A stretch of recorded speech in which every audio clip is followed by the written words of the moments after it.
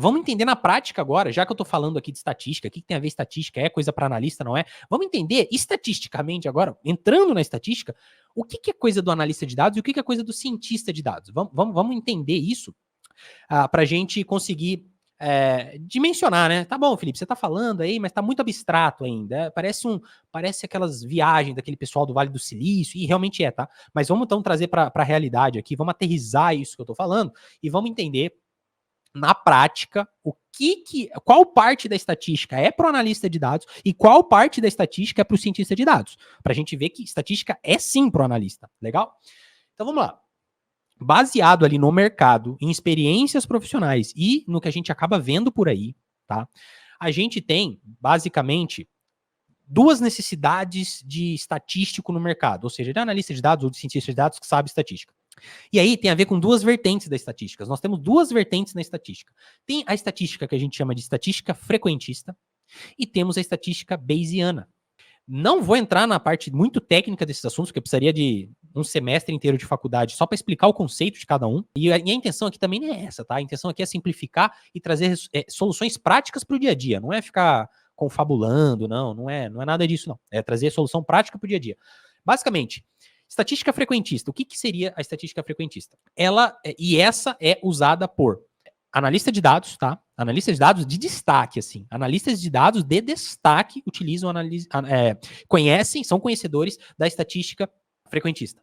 Então, temos analistas de dados, temos cientistas de dados utilizando estatística frequentista, a mesma que o analista deveria saber. E não só isso, cientistas de dados pleno em Big Techs. Big Techs é isso mesmo, é Apple, é Netflix, é Amazon, é Google, é Facebook, é YouTube, tá? Apesar do Facebook, do YouTube ser da Google, são empresas separadas. Então, sim, essas pessoas utilizam estatística frequentista. Então, quando envolver, não, estatística frequentista é uma coisa mais básica, não é. Existem problemas específicos que a estatística frequentista resolve e outros mais específicos, mais complexos, que vai precisar da estatística bayesiana. Legal? Agora, a estatística bayesiana, quem que vai utilizar ela? Cara, um cientista de dados, provavelmente sênior de uma Big Tech. Esse cara, talvez precise, dependendo do projeto que ele trabalha, talvez precise ser muito bom em estatística bayesiana. Porque a estatística bayesiana ela trabalha com mais incerteza, ele vai calculando as probabilidades com base nas informações, então ele recalcula as probabilidades. É um negócio muito mais complexo que é utilizado em muitos modelos de machine learning. Então isso aí é o cientista de dados sênior de uma Big Tech que trabalha com modelos de machine learning, ou seja, trabalha ao lado ali de engenheiros de machine learning e tudo mais, e essa galera utiliza estatística bayesiana. Ou seja, não nos interessa aqui. Não nos interessa. É porque não precisa saber? Olha, precisar, como eu disse, para o dia a dia, difícil. Agora, lógico, se você quiser um dia aprender, vai fazer muito bem. Eu mesmo sei estatística bayesiana. Eu, inclusive, curso estatística e matemática. Então, saber estatística bayesiana faz parte do meu trabalho. Mas eu sou analista de dados. Eu utilizo muito mais no dia a dia a estatística frequentista. E a estatística frequentista, ou estatística clássica, que a gente às vezes ouve por aí, nada mais é do que aquela estatística que a gente conhece. Distribuição normal. É isso. É trabalhar com as probabilidades, lidando com a incerteza de uma forma menos complexa. A bayesiana já é outra parada, tá? Trazendo na parte prática, na parte da estatística, é fato que o analista precisa saber estatística, tá? Agora, até onde o analista precisa?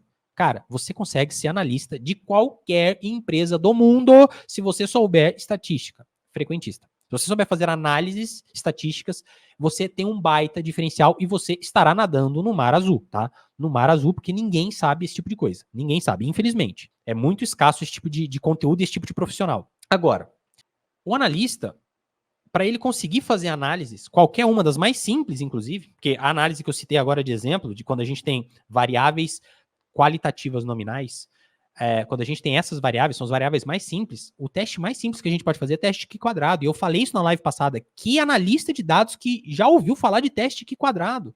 E é uma análise simples. Tudo bem que no Brasil não se cobra isso. Mas nos Estados Unidos, você não é analista de dados. Você chega nos Estados Unidos, aliás, se você chega nos Estados Unidos falando, olha, eu sei SQL, deixa eu programar aqui, eu sei Python, eu tenho um diferencial porque é saber R. Não interessa. Inclusive lá, muitas das entrevistas de emprego, não só lá, de empresas estrangeiras que às vezes entrevistam, eu mesmo já participei de entrevistas de empresas estrangeiras aqui no Brasil, e inclusive eles não pedem para eu programar, eles pedem o seguinte, Felipe, você tem este problema, como você resolveria este problema? Usando o SQL, por exemplo. E aí, eu posso escrever num guardanapo, num papel, na conversa, não interessa. Eles não querem saber se eu vou acertar cada vírgula do código, porque isso não interessa. Sabe por que não interessa? Porque se eu tiver com dúvida em algum código, eu coloco no ChatGPT e o ChatGPT me dá um código muito mais eficiente do que qualquer programador seria capaz de produzir.